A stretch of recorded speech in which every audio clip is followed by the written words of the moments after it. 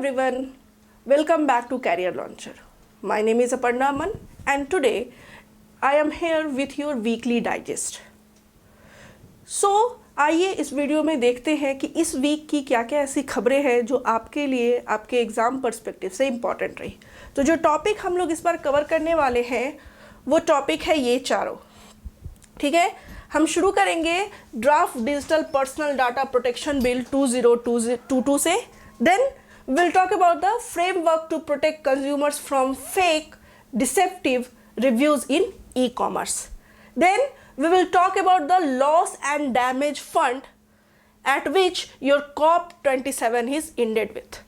And at last we are going to discuss the National Center of Excellence for Green Port and Shipping. Let's start with our first one. Draft digital personal data protection bill 2022।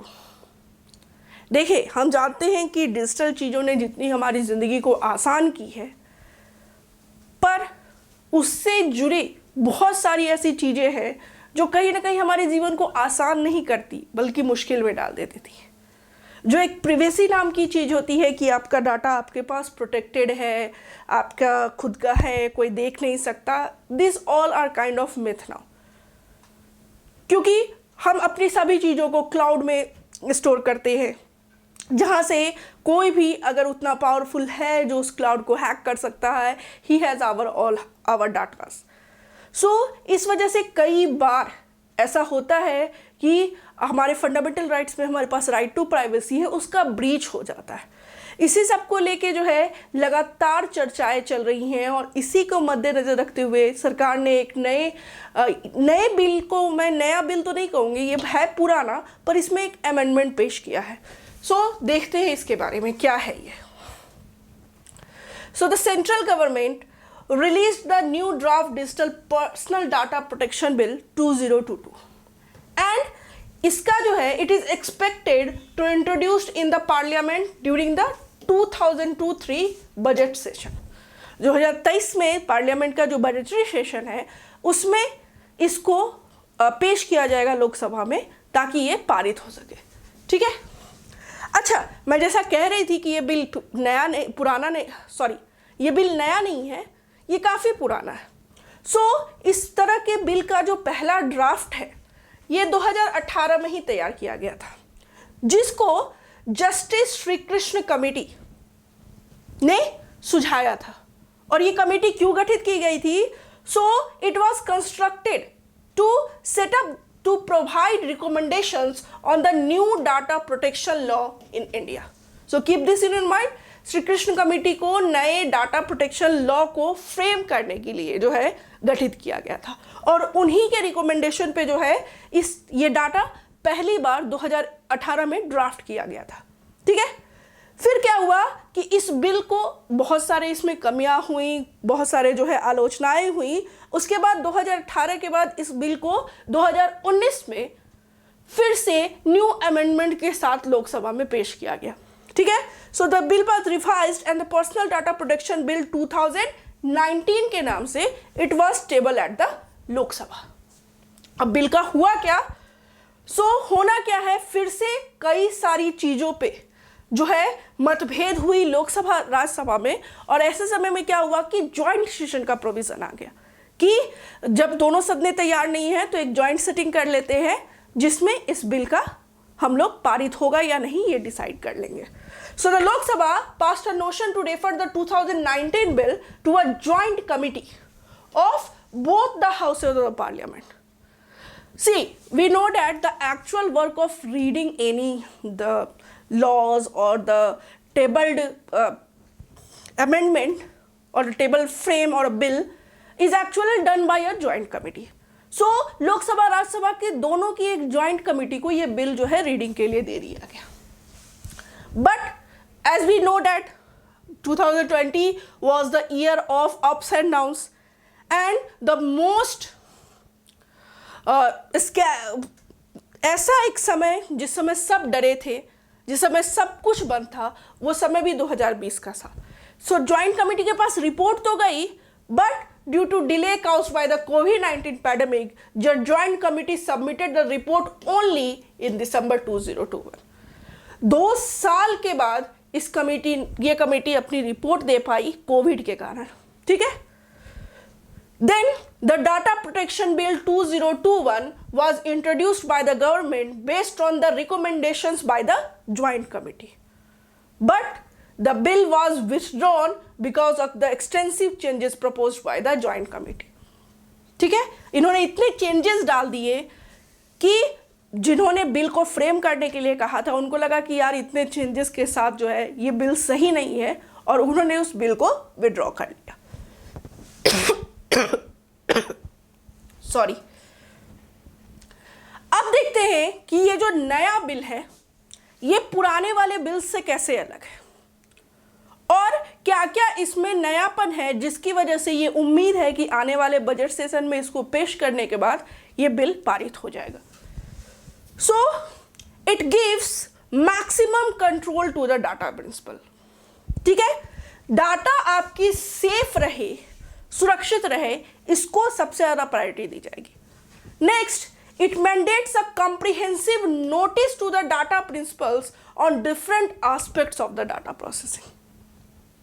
ठीक है, while non-consent based processing of personal data is present, the data principal is given the right to access, correct and delete their data. ठीक है, जो भी कुछ ऐसा संदेहात्मक हो, जो समाज के लिए सही नहीं है, जिसका होना किसी भी प्रोटेक्टेड रूप में सही नहीं है, उन सबको हटाने की बात जो है इस बिल में की गई है। ठीक है, then the data fiduciary will be allowed to process the data only for the stated purpose and no more. ऐसा नहीं है कि जिसको मन हुआ आए, डाटा देखा, अच्छा हमको पसंद नहीं है, हटा दिए। नो, केवल उन्हीं डाटा को हटाने की परमिशन होगी जिसके लिए पहले से बात हुई हो और कुछ ऐसा पुख्ता पर्पस हो कि इस डाटा को हटाना ही है। ठीक है, the data can be retained as long as it is required to fulfil the stated purpose. जैसे ही पर्पस खत्म, डाटा खत्म। ओके, इसमें एक नयापन यह है कि the bill penalizes entities for the data breach। हमने अभी व्हाट्सएप वाला इशू देखा ना, कई बार ऐसा होता है कि जो एंटिटी होती है, जो ऑर्गेनाइजेशन होती है, वही उस तरह के डाटा ब्रीच में शामिल होती है, तो यहाँ पे उनको पिनलाइज किया जाएगा अगर कोई एंटिटी का हाथ है इस तरह के डाटा ब्रीच में। तो okay, now it also imposes a fine of Rs 10,000 on individuals for providing false information, impersonating and filing frivolous complaint against social media। आप जानते हैं ये आज के दिन का कॉमन साइट है, कुछ भी आपको फेमस करना है सोशल मीडिया पर डाल दीजिए। Don't take it but bad, but we as a people don't use our mind to forward it. Even the false data is become a sensational news with in a night. Even without judging or without knowing the news is real or the fake, people is just simply forwarding it to the n number of contacts that they have. So कई बार ऐसा होता है, बहुत सारी false चीज़ें भी जो है इतने पुख्ता तरीके से सामने आती है कि बाद में उसको झुठलाना मुश्किल हो जाता है। ठीक है, जैसे आपको याद है कि बहुत बार ऐसा हुआ है कि किसी पर्सनल सेलिब्रिटी को लेके, किसी बड़े लोगों को लेके ऐसी स्टेटमेंट आती है जिसकी रियलिटी कुछ नहीं होती है, और अगर वो न्यूज़ पॉपुलर हो जाता है तो इवन न्यूज़ चैनल्स उनको रिपीटेड वे में चलाना शुरू कर देते हैं, बिना जाने बिना समझे, उनको बस उसमें मसाला चाहिए होता है।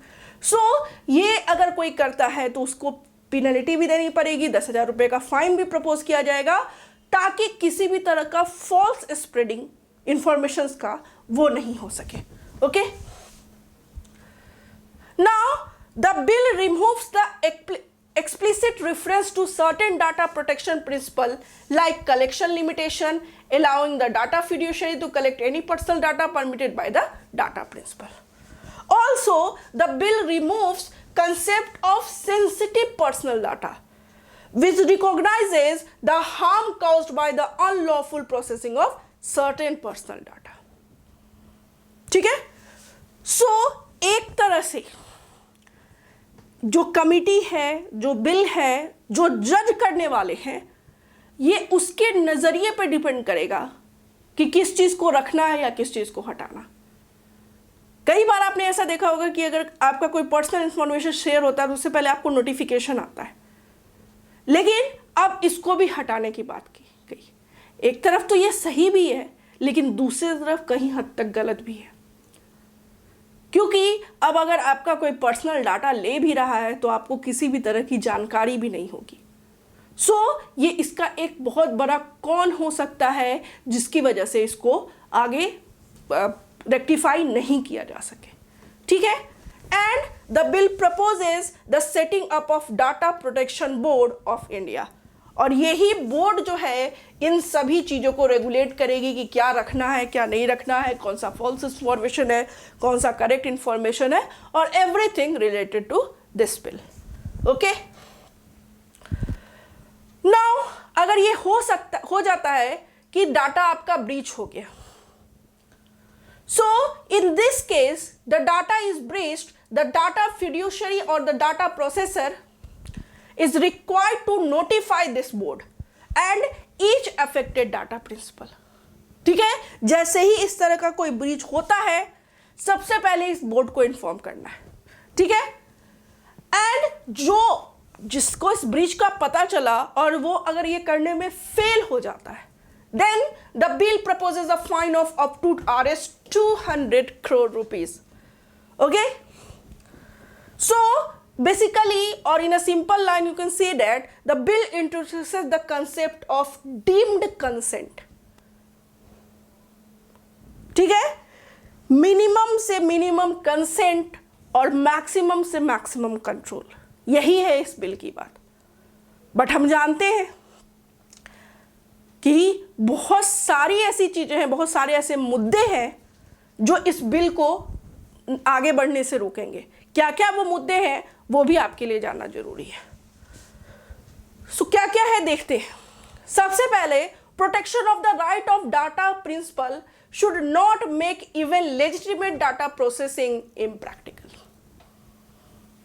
Next is, there is a need to create a balance between the right to data privacy and the reasonable exception, especially when the government is processing the personal data.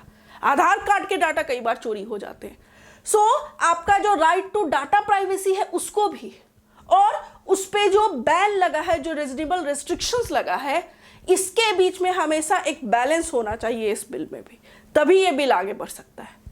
Next, the law must be future proof so that it can keep pace with the current technological development.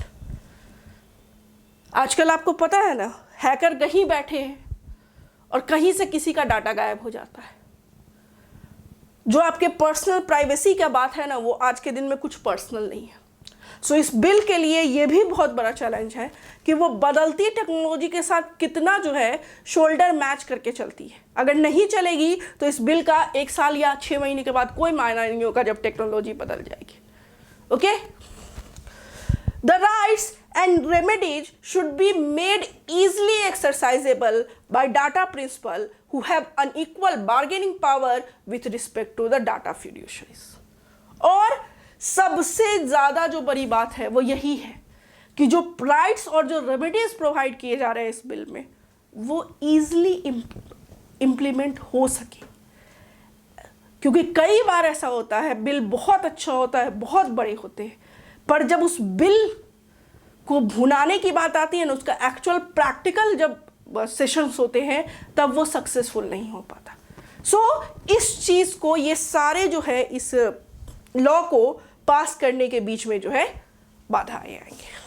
ठीक है, अब हम बात करेंगे आज के हमारे दूसरी टॉपिक पे, जो कि है framework to protect consumers from fake deceptive reviews in e commerce.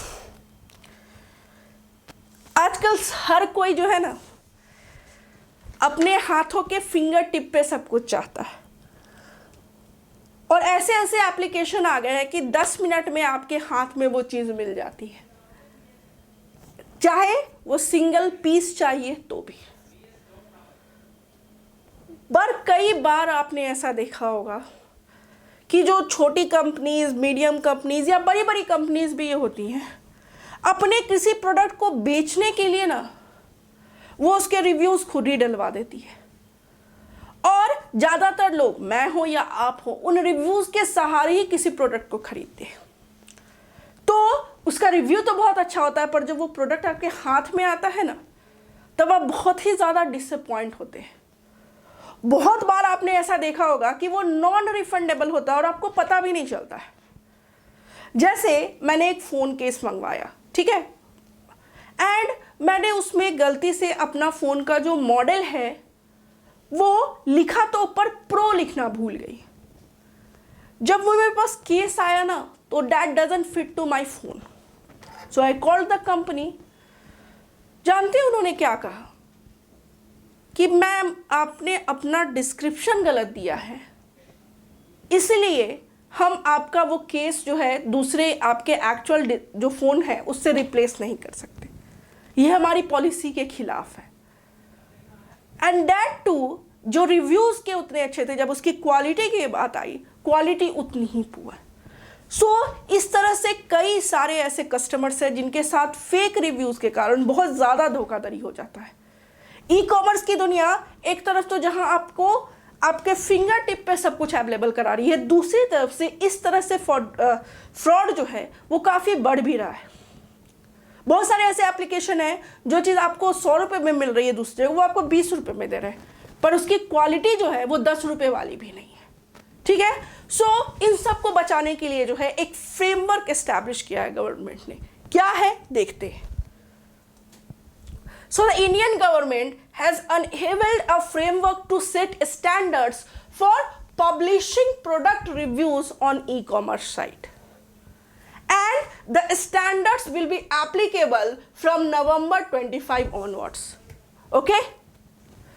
Now the new standards will initially be voluntary, मतलब जो उसको एक्सेप्ट करना चाहेगा वो उस हिसाब से काम करेगा, जो नहीं चाहेगा उस पर थोपा नहीं जा सकता। Now, but they will become mandatory after observing the platform's compliance with the standard. पहले तो कहा जाएगा कि भाई आप खुद से उस चीज़ को एक्सेप्ट कर लीजिए, अगर नहीं करते हैं फिर भी बार बार उसी तरह का किसी कस्टमर के साथ जो है प्रॉब्लम हो रही है रिव्यूज़ को लेके, तो वो मैंडेटरी हो जाएगा उस इंस्टीट्यूशन के लिए कि आप वो स्टैंडर्ड सेट करेंगे। Now, once it's become mandatory, violation of the standards would invite punishment for unfair trade practice और violation of consumer rights. जब तक वॉलेंट्री है ठीक है, एक बार अगर ये मैंडेटरी हो गया, आपने कुछ भी ऐसा गलत किया तो आप पे पनिशमेंट लगेगा, अनफेयर ट्रेड प्रोटेक्शन के अगेंस्ट भी और कंज्यूमर राइट्स के वायलेशन के केस के लिए भी। ओके, नाउ अब ये बात है कि कंज्यूमर अपना ग्रीवांस कैसे लिखेंगे। कई बार ऐसा होता है कि आप ग्रीवांस लिख भी दीजिए फिर भी आपको उसका कोई रिजल्ट नहीं मिलता है और अल्टीमेटली आपको उसी में सेटिस्फाई होना पड़ता है, ठीक है। So a consumer can submit grievances against misleading reviews to the national consumer helpline और कंज्यूमर कमिश्नर्स और द CCPA, ठीक है। अब बात होती है कि ये जो स्टैंडर्ड सेट होंगे, ये जो प्रिंसिपल सेट होंगे, किस किस चीज से गाइड होंगे। So integrity, accuracy, privacy, security, transparency, accessibility and responsiveness are the guiding principle of the standard, ठीक है। वो सब चीजें जो एक कंज्यूमर को चाहिए उसके एंड पे, वो सब इसमें रखा गया है, ठीक है। And the standard recommends several responsibilities of the review author and the review administrator, और यही नहीं, सरकार की तरफ से 2 अथॉरिटी भी होगी, एक रिव्यू ऑथर की और दूसरा रिव्यू एडमिनिस्ट्रेटर की, जो कि हर उस साइट के डाटा को रिव्यू करेंगे जो इस तरह के फ्रॉडरी में पकड़ा गया है। सो दोनों का काम क्या क्या है अलग अलग वो देखते हैं. So for review author, the responsibilities include confirming and accepting to terms and condition and providing contact information. ठीक है, रिव्यू ऑथर क्या करेगा, कंफर्म करेगा, एक्सेप्ट करेगा टर्म्स एंड कंडीशन और कॉन्टैक्ट इंफॉर्मेशन प्रोवाइड कराएगा. अब जो आपका रिव्यू एडमिनिस्ट्रेटर है, it includes safeguarding personal information and training of the staff. Okay, now the standards provide responsibility for organization like the development of a code of practice and necessary stipulation for terms and conditions like the criteria, accessibility, and ensuring that the content doesn't include any financial information. मेरे साथ खुद ये फ्रॉडरी हुई है, इसलिए मैं बता सकती हूँ. कई बार ऐसा होता है कि गूगल फॉर्म जनरेट होता है कई बार रिव्यूज़ के लिए, और अनजाने में ही सही आप अपना फाइनेंशियल इंफॉर्मेशन भी दे देते हो उस चीज़ को सही मान के, जिस वजह से कई बार जो है काफ़ी मुश्किलें भी होती. ठीक है, now it provide methods to verify the author of the review via email address, identification by phone call or SMS, confirming registration by clicking on a link using captcha system etc. ठीक है, सो हर उस तरह से जिस तरह से किसी customer को बचाया जा सकता है वो सब चीजें इसमें इंक्लूड की गई है. ओके, अब ये जो स्टैंडर्ड्स हैं, the standard provide both automated and the manual moderation to check the content of the review. एक एक रिव्यू का हर वो कंटेंट चेक होगा. बहुत सारा ऑटोमेटेड भी है और बहुत सारा जो है आपको मैनुअल भी होगा. और इससे होगा क्या, so the standard is expected to benefit all stakeholders in the e commerce industry. This includes the consumers, the e commerce platform, seller etcetera. इससे सबको फायदा होगा. जिसका प्रोडक्ट अच्छा है, अच्छी बिक्री होगी, अच्छा नाम होगा, उसका बिजनेस आगे बढ़ेगा. जो खराब है, जिसकी वजह से दूसरे का भी नाम खराब हो रहा है, वो प्लेटफॉर्म खराब हो रहा है, उसको हटा दिया जाएगा. कई बार आपने ऐसा देखा होगा कि लगातार किसी एक प्लेटफॉर्म से अगर आप हतोत्साहित होते हैं तो आप उस प्लेटफॉर्म पे जाना बंद कर देते हैं, जिससे नुकसान उसका नहीं होता जिसने आपके साथ गलत किया, नुकसान उस प्लेटफॉर्म का हो जाता है. तो ये सब नहीं होगा. ठीक है, and it will boost consumer confidence in purchasing online. ठीक है, और भारत जैसे देश के लिए ये क्यों इंपॉर्टेंट है, because over the past several years there has been a study increase in the e commerce transaction across all over the India. Okay, so इसलिए ये बहुत ज़्यादा जरूरी है कि इस तरह का कोई प्रोटेक्शन बिल हो. ठीक है, अब जो हमारा तीसरा टॉपिक है आज का, वो है लॉस एंड डैमेज फंड. आपको पता है कि क्लाइमेट जो है चेंज की एक समिट हुई है COP27 के नाम से, और इसका जो अंत हुआ है वो लॉस और डैमेज फंड के साथ हुआ है. ये जो COP27 है, ये इस बार जो है ये शर्म अल शेख इजिप्ट में हुआ है. ठीक है, और इसमें क्या हुआ है कि एक $100 बिलियन का लॉस एंड डैमेज फंड एक साल के लिए डेवलपिंग कंट्रीज के लिए एस्टैब्लिश किया गया है. ये क्या फंड है, क्लाइमेट चेंज में किस तरह के इस फंड का जो है सहयोग होगा, इसका यूटिलाइजेशन कैसे होगा, कौन कौन पार्टिसिपेंट्स हैं इनके, इन सब के बारे में इस टॉपिक में हम लोग डिस्कस करते हैं. So the United Nations COP27 climate summit recently approved the creation of loss and damage fund to compensate economically vulnerable countries for the damages caused by climatic linked disaster. वैसे कमजोर देश जो पहले ही से आर्थिक रूप से तंगी में है, और प्लस नेचुरल डिजास्टर, खासकर क्लाइमेट चेंज के कारण उनको किसी भी तरह के जो है डिजास्टर का सामना करना पड़ रहा है, उसको ये फंड हेल्प करेगा. ठीक है, अब ये जो फंड है, it is a special fund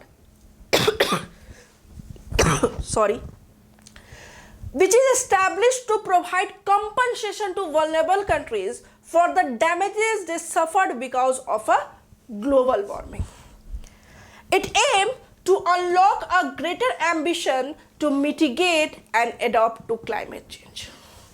देखिए, शुरू से हम जानते हैं कि जो डेवलप्ड नेशन है वो क्लाइमेट चेंज के लिए खुद को रिस्पॉन्सिबल नहीं मानते, और वो चाहते हैं कि जो डेवलपिंग नेशन है वो अपने एंड पे स्ट्रैटेजी उस तरह का मेंटेन करे कि उस डैमेज को ठीक किया जा सके. सो इस तरह के जो फंड है, जो डेवलपिंग नेशन है जो पैसों की कमी के कारण जो है खुद को स्टेबल नहीं रख पाते हैं, तो वो क्लाइमेट चेंज के बारे में क्या बात करेंगे, उन नेशंस को भी जो है इस चीज़ के लिए बूस्टअप करेगा कि वो क्लाइमेट चेंज को मिटिगेट करने का जो स्ट्रेटजी है उसको अडॉप्ट कर पाए. ठीक है, अब लॉस एंड डैमेज क्या है?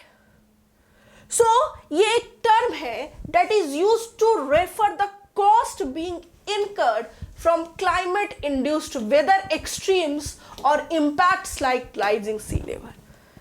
क्लाइमेट चेंज के कारण जो हमें रिजल्ट्स देखने को मिल रहे हैं ना, उस रिजल्ट के कारण जो इकोनॉमिकल वैल्यू का लॉस हो रहा है, यही वो टर्म है लॉस एंड डैमेज का. ओके, अभी की मैं बात करूं, सो अभी तक क्लाइमेट फंडिंग केवल और केवल कार्बन डाइऑक्साइड इमिशन को कम करने के लिए जो है और ग्लोबल वार्मिंग को एड्रेस करने के लिए ही यूज किया जाता था, पर इस बार इससे बाहर निकलने की कोशिश की गई है. एंड इस बार एक थर्ड फंडिंग शुरुआत की गई है to supported communities to adopt to the climate change consequences. और इसी को जो है आपको एक नाम दिया गया है लॉस एंड डैमेज फंड. अब ये फंड आपके पहले के फंड से डिफरेंट कैसी है? तो इस सेंस में है कि it covers the cost of damages caused by the climatic crisis that the countries can not escape from और एडॉप्ट, जिससे कोई देश बच नहीं सकता. उस तरह का आपदा से अगर ये घिरती है तो जो आपका नुकसान हुआ एक्चुअल मॉनेटरी वैल्यू में, उतना एक्चुअल मॉनेटरी वैल्यू से आपको ये फंड सपोर्ट करेगा. पहले ऐसा नहीं होता था. पहले केवल कार्बन डाइऑक्साइड के इमिशन को रोकने के लिए या ग्लोबल वार्मिंग के सिचुएशन को ठीक करने के लिए फंड यूज होता था.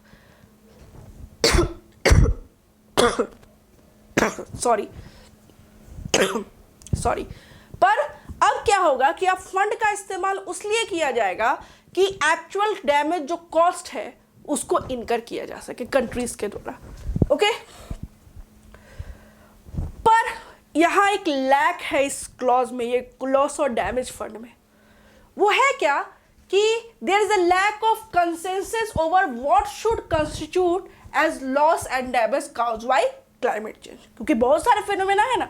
सो इस लॉस एंड फंड डैमेज जो है जिसका पॉजिटिव एस्पेक्ट तो है कि ये आपको एक्चुअल मॉनेटरी लॉस को जो है वो प्रोवाइड करेगा, पर दूसरी तरफ इसके साथ एक प्रॉब्लम भी है.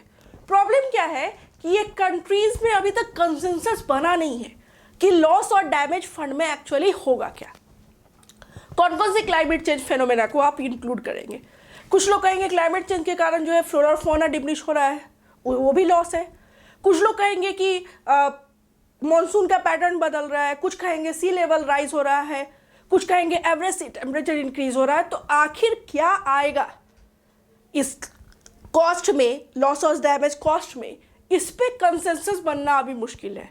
फंड तो रिलीज कर दिया गया है, पर उसके अंदर में क्या वेरिफिकेशन है, उसका क्या डिस्टिंक्शन है, उसको अभी तक क्लैरिफाई नहीं किया गया है. ऐसा भी हो सकता है कि it may include damage infrastructure and property as well as harder to value natural ecosystem and cultural asset. कुछ भी हो सकता है ना. अब हीट डोम फेनोमेना हुआ था कनाडा में, क्या हुआ था उससे? रोड्स डैमेज हो गई थी, गाड़ियाँ डैमेज हो गई, बहुत सारा जो मेटल स्ट्रक्चर था वो पिघलने लगा. तो क्या ये सब आएगा उसमें, या केवल जो लोगों की जान गई उससे जो इकोनॉमिक लॉस हुआ वो आएगा? इस पे कंसेंसस क्लियर नहीं. होने को सब हो सकता है और नहीं होने को कुछ नहीं. ठीक है, ऐसा कहा जा रहा है अकॉर्डिंग टू अ रिपोर्ट कि 55 vulnerable countries are there and their combined climate linked losses over the past 20 years is 525 billion US dollar or the 20% of their collective GDP. तो इतना बड़ा लॉस जो है इसको कैसे इनकर करेगा कोई भी एक फंड? उसके लिए तो पॉसिबल नहीं है, क्योंकि हमने देखा कि 100 बिलियन डॉलर का फंड है, लॉस 525 बिलियन है। जिसको मिलेगा वो तो खुश है, जिसको नहीं मिलेगा वो सवाल उठाना शुरू कर देगा कि हमें क्यों नहीं मिला। ठीक है, दूसरा यही नहीं, प्रॉब्लम ये भी है कि कई एस्टिमेट्स ने ये बताया है कि ये जो लॉस है ना, ये 580 बिलियन हो जाएगी पर एनम 2030 तक। 20 साल में 525 बिलियन US डॉलर का आपको लॉस हुआ, पर 2030 तक क्या होने वाला है? 580 बिलियन डॉलर आपको पर ईयर होने वाला है लॉस। फिर इस लॉस की भरपाई कैसे होगी? एक फंड तो आ गया है, एक फंड रिलीज किया गया है कॉप के द्वारा, पर उस फंड का अभी तक डिटेल नहीं हुआ है, डिटेलिंग। और जब तक इसकी डिटेलिंग नहीं होती तब तक बात वही होगी कि खाना तो है सामने पर आप खा नहीं सकते हो। कंट्रीज के लिए सुविधा है कि दे कैन इनकर there loss from that fund, पर जब तक ये तय नहीं होता कि किस तरह के लॉसेस का, तब तक वो फंड किसी काम का नहीं है। फिर जैसे क्लाइमेट चेंज को मिटिगेट करने के लिए फंड कोलैप्स कर गया, उसी तरह से इस फंड का भी हाल होगा। आने वाले हम दिनों में देखेंगे कि इस फंड के साथ होता क्या है। Now the last topic of the week is the National Center of Excellence for Green Port and Shipping. We know that India has a great coastline of around 7516 kilometers. If we include the whole India peninsula, which also include your Andaman and Nicobar group of island and your Lakshadweep group too. So इस वजह से our ports are a great gateway for our international trade in the world. हमारे लिए काफ़ी ज़्यादा ज़रूरी है कि टाइम टू टाइम जो ये पोर्ट्स है, जो शिपिंग इंडस्ट्री है, उससे रिलेटेड जो है अमेंडमेंट्स करते रहे, ताकि जो सुविधा है शिपिंग के लिए वो इंक्रीज होती रहे। सरकार ने इसी चीज़ को आगे बढ़ाने के लिए national centre of excellence for green port and shipping की शुरुआत की है। क्या है ये, कैसा काम करेगा, इसके बारे में डिस्कस करते हैं। इंडियाज फर्स्ट, इंपॉर्टेंट इसलिए भी कि पहला है ये, India's first National Center for Excellence for Green Port and Shipping was announced by the Union Minister of Ports, Shipping and Waterways. Or it is a major initiative of the Ministry of Port, Shipping and Waterways to provide sustainable solution for the shipping sector. जितने भी problems है उसके लिए sustainable solution देगा ये shipping sectors को। ठीक है, मेन पर्पस क्या है? Is to assist the union ministry in developing and maintaining a policy and regulatory framework for the promotion of green alternative technology in India shipping sector. अभी भी जानते हैं ना हम, जितने शिप्स हैं वो अभी भी फॉसिल फ्यूल पे डिपेंडेंट है। शिपिंग इंडस्ट्री को ग्रीन करने के लिए, means to make shipping industry environmental friendly, this organization or this center is going to help the union ministry. Okay, now its ultimate goal is to ensure the sector shift towards carbon neutrality and circular economy. Carbon neutrality का ये मतलब नहीं है कि carbon release ही नहीं होगा, इसका मतलब ये है कि ये इंडस्ट्री जितना कार्बन रिलीज करेगी उतना ही ज़्यादा मिटिगेट भी करेगी। Okay, now this centre is in line with the India's government mission life movement. अब ऑर्गेनाइजेशन कौन है?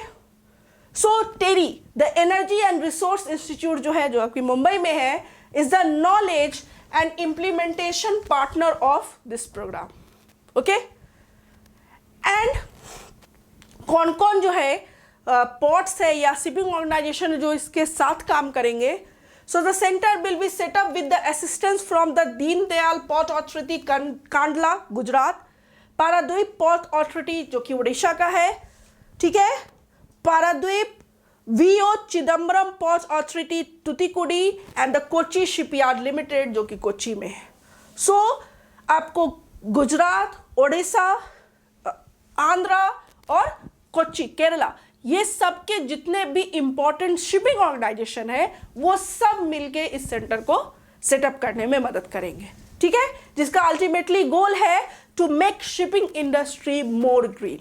Okay, that's all from my side for this week. We will meet again. Thank you so much.